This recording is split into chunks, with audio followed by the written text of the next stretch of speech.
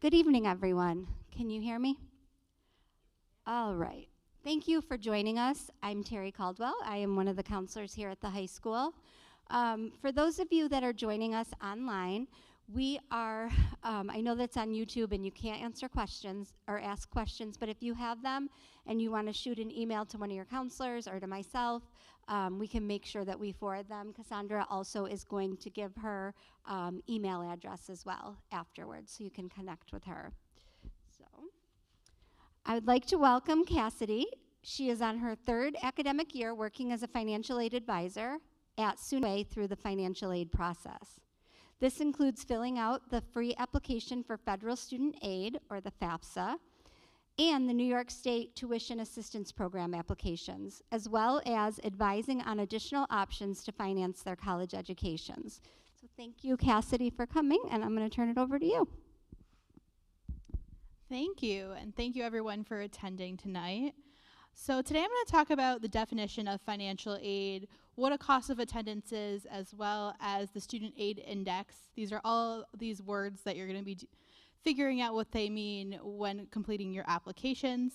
I'll also be discussing financial need, categories and different types of aid, major financial aid programs, how to apply for the FAFSA, or the free application for federal student aid, and briefly discussing special circumstances.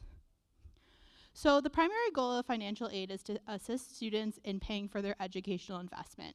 And it's achieved by the FAFSA evaluating the family's ability to pay for educational costs, distributing limited resources in an equitable manner, and attempting to provide a balance of gift aid and self-help aid. So what is the cost of attendance?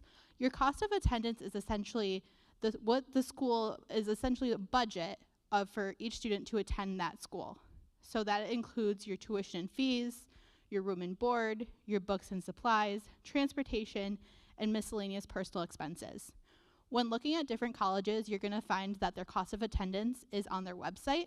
I highly recommend checking out every school that you're interested in or your students interested in to see the different types of schools versus a state school like SUNY Brockport or a private institution.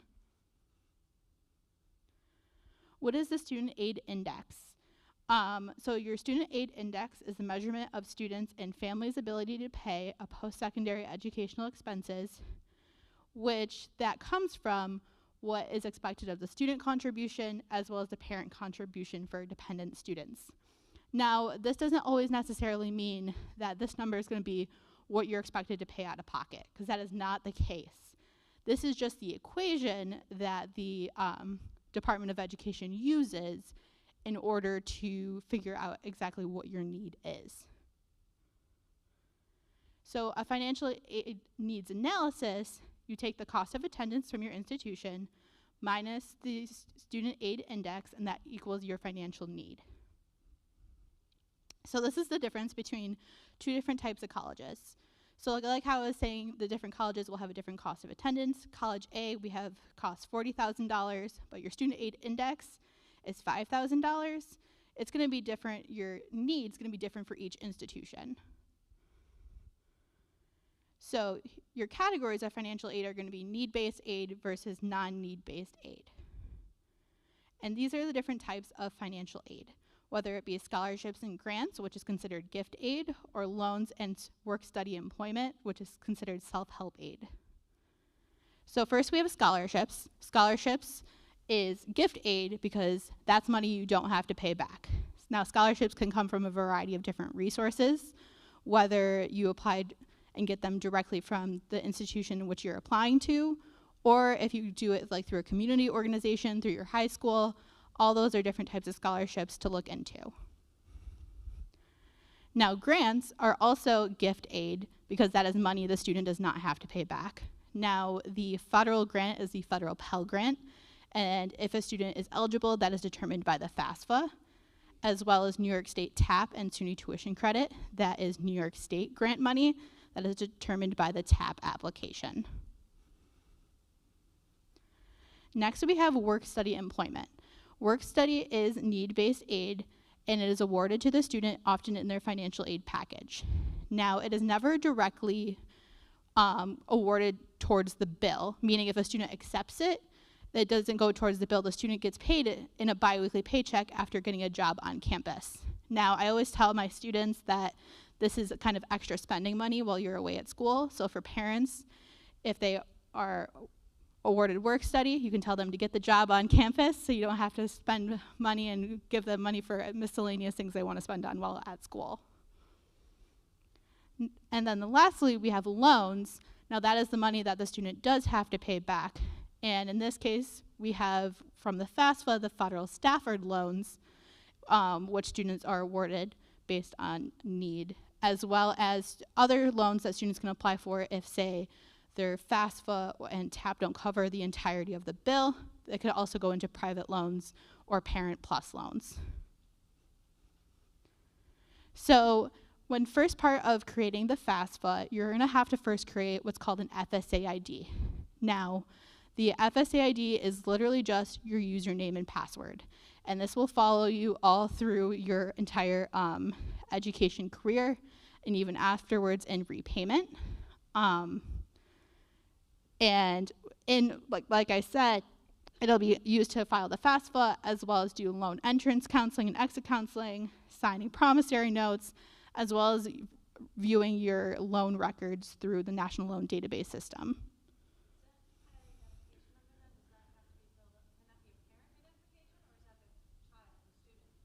So that is a great question. So the question was, is it the parent that's creating the FSA ID or the student that's creating the FSA ID? Now, with that, both the parent and the student are going to need an FSA ID. Now, as a parent, if you had recently attended college and you have like federal student loans, it will be the same account information that you once had. So with that, you would have to obtain that from the Department of Education if you just have to do like forgot username and password and reset it. But for the student, or if you're a first-time parent assisting a student with a FAFSA, you will have to create the FSA ID and password. Now, generally speaking, you have to do this first, and it does take a few days to authenticate because they are going to, things that they're going to ask for when creating the FSA ID is your social security number, name, and date of birth. So those are three major things, as well as email. So that's 4 of what you will need to create that, and then it'll take a few days to authenticate before you can log in and complete your FAFSA.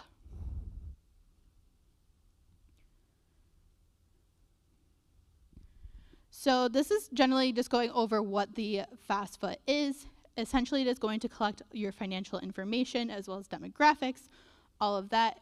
And from that information, it creates your student aid index, as well as what it gets sent to the colleges that you apply to go over and award aid based off that. Now, the FAFSA is available both in English and Spanish, as well as it is going to be using your 2023 taxable income.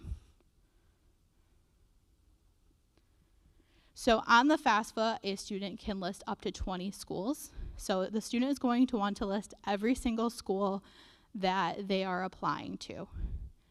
Now, if there is more than 20 schools, doesn't happen too often, but when it does, we tell the student to contact the schools that are already on their account to see if they can then remove it and add another school, because that's usually what the Department of Education will have a student do if they apply to more than 20. It will also ask questions about sex, race, and ethnicity on the FAFSA itself, but the student can also say they prefer not to answer. They just use that to learn more about who is applying for the FAFSA.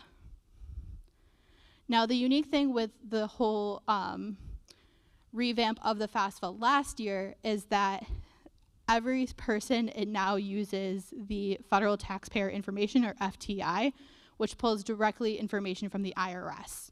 You no longer have to sit there with your tax forms from 2023 and figure out what box goes where. You're just going to consent to them pulling your information from the IRS. Now, when you're filling out the FAFSA, you will fill out the disclosed federal tax information section, which is you consenting to it. If you do not consent for them to pull your information, you will not be able to qualify. So this is just a general overview of like what the website looks like. The website for the FAFSA is studentaid.gov, or if you also do FAFSA.gov, it brings you to the exact same website. It is now available. It actually became available for December 1st for parents of seniors in the room. So it is now your time to start filling that out. At SUNY Brockport, our recommended date to fill it out by is February 1st. Because what we want it to ensure is to make sure that every student has that opportunity to get their award letter and compare it to other schools while they're making their decisions. So when you fill out the FAFSA form, the parent and the student will both have sections that they have to complete. Usually it's easiest to do the student section first, because the student will then have to invite their parent to be a contributor to their FAFSA form. So this is all information that the student and parent will want when completing the information, whether it be tax and income and other financial information, receipt of means tested federal benefits, assets, untaxed income, and marital status of the parent. Who is the parent on the FAFSA? So that is a biological or adoptive parent. If not married but living together, report both parents.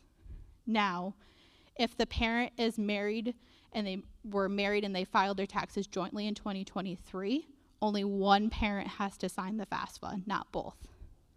Now, if the parent was married but filed their taxes separately in 2023, both parents are going to have FSA IDs and create a consent to their portion of the FAFSA.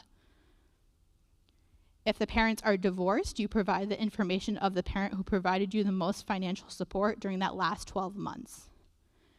Now, if you're in a situation where the parents are divorced and they both it's half and half split down evenly, you do the parent that has the more income. So, and if the parent is divorced and then remarried, and the divorced parent that provides the most support is remarried, you have to have that step parent's information as well. So the step parent has to consent to their information being used. So going into assets that are included on the FAFSA, this is for both the student and the parent. That is the cash, savings, and checking, investments, business, and farm value, real estate, but not the home you live in. So when asked that question, do not report the home you live in. Trust funds, money market and mutual funds, CD stocks, bonds, and commodities. If you own a small business or farm that serves as a primary residence, will now have assets of that business and farm considered in the needs analysis, so you will have to report that. You'll report any child support received, as well as educational benefits and savings accounts, such as 529 plans, etc. And the parent must include all accounts owned by the parent. So assets not included, like how we said, the primary residence in which you live, your value of life insurance, traditional retirement plans, and in this calculation on the assets portion, you don't include the cash, savings, and checking. You only include that in the question when it asks you cash, savings, and checking. So if a student is dependent or not. So the FAFSA asks a bunch of questions to see if a student is considered a dependent or independent student. Now, with that being said, it'll ask questions like if the student's a veteran, if they're at least 24 years old or older, things like that will make a student independent. Most of the time, in this case, a lot of students will most likely be dependent. Avoiding errors. Our biggest piece of advice is making sure that you take your time on this, making sure that our students as well as parents are using their correct social security numbers, date of birth, all of that while completing the FAFSA. I know you always triple check, make sure you have those documents in front of you when you're completing this, because you'd be surprised how many times we get those errors, and that makes it very difficult to fix with the Department of Education. It can be fixed, but sometimes it will lead to a long time before the student can be awarded aid. So we really just want to make sure that you're taking your time with this application and understanding everything that goes along with it.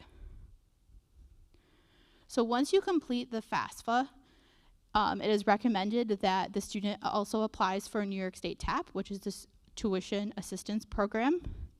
There is a link that will direct you from the FAFSA to TAP, but if you don't do it right away, you will want to make sure that you go to hesc.ny.gov. So New York State TAP is for all New York State residents, as well as it's not available yet, but the New York State Excelsior Scholarship. The Excelsior Scholarship can cover up to the cost of tuition at a SUNY school after all other federal and state grants are applied. So at a SUNY school, the cost of tuition is $7,070. So say you only got $500 from Pell, $500 from TAP, the Excelsior covers the difference of that up to the $7,070. Great question. So that was, what is the qualifications for the Excelsior Scholarship? It is that the adjusted gross income of the parents is or of the family in general, because they do include students, is under $125,000. And that is also the same thing for New York State TAP. They had recently just increased their limits. In the past, it was $80,000, but now it's $125,000. And in order to apply for Excelsior, you have to make sure that your FAFSA as well as the New York State TAP application is completed first. So this is kind of just a photo of what it'll look like when you complete the FAFSA, and it'll link you to the TAP. So you've done your FAFSA, you've done your TAP application. What happens next? So once you complete the FAFSA, it goes to the central processing system, so the Department of Education, and they will notify the student of their results, and the student can log into their student aid account to see those results to figure out what their SAI is. And that's where they will also send it to any school that was listed on the application. I forgot to include this, but for the New York State TAP application, you can only list one school.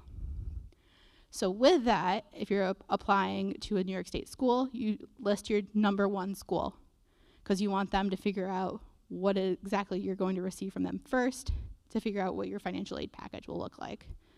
But say you end up deciding from a different school, you can then go back in later on to update that school to the school that you're actually going to be attending if you don't end up going to your number one.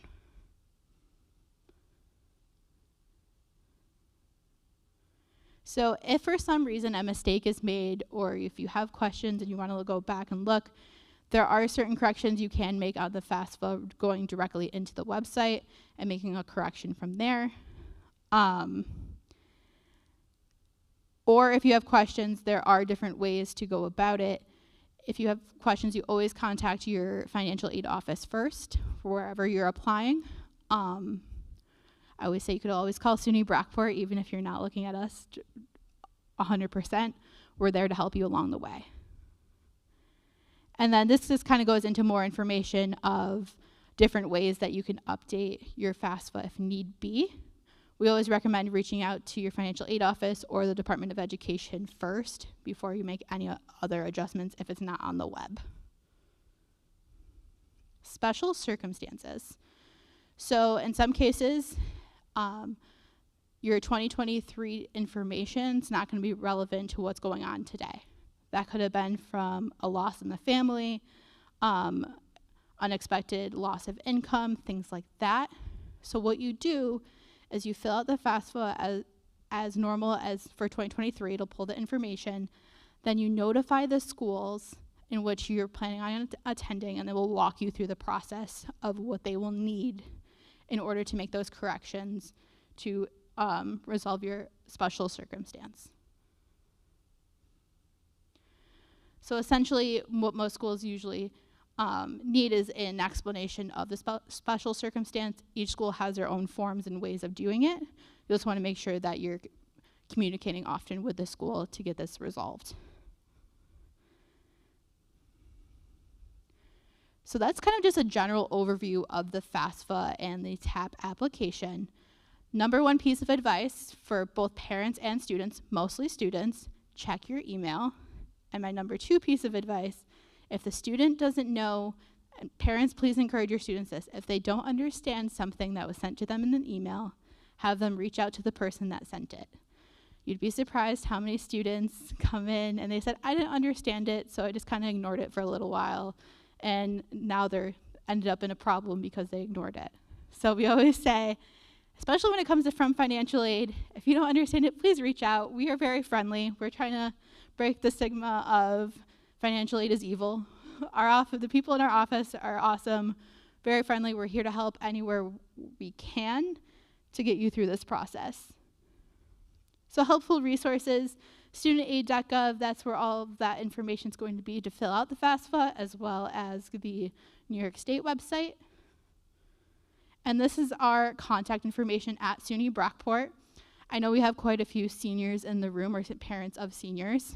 If you need help filling out your FAFSA, we are open Monday through Friday, 8 a.m. to 4 p.m. to assist with any questions you might have. You can come in. We do walk-ins in our office, or you can schedule an appointment if you want to make sure that you're seen right away.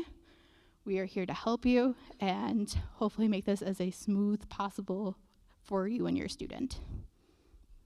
So with that, do we have any questions in the room? Yeah, absolutely. Go ahead.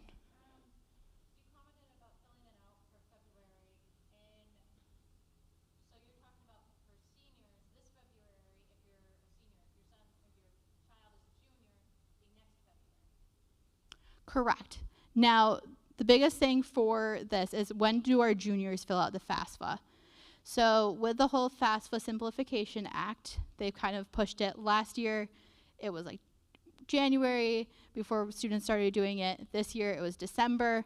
Traditionally, students can start filling out their applications for the following year. So for our juniors right now, senior year, hopefully, and I say hopefully, the application will be available in October of the student's senior year. And before that, we always recommend by like January 1st.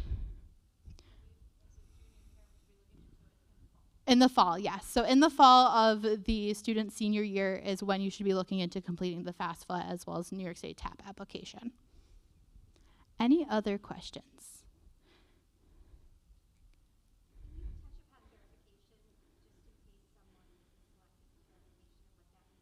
Great question. So the question was, for people online, I just want to make sure you can hear, if a student is selected for verification, sometimes the Department of Education will select an application for verification. If a student is selected for verification, the school reaches out to the student for additional documentation. Now that could be a variety of different things, whether it be just a statement of educational identity and purpose, meaning we just want to make sure that it is the student and they're going to use these expenses for educational purposes. Or we might request additional tax information. So it's always good to make sure that whatever FAFSA you're filling out is to have those taxes in hand. So if for some reason, if we were to be selected for verification, when we ask for those documentation, you already have it. Now, it is with the Department of Education. With hopefully this year, we didn't see a whole lot of students selected for verification. We hope that it'll be the same moving forward for this upcoming academic year. I know we had a question in the back. So it usually opens like sometime late spring, early summer. I know it does seem kind of late.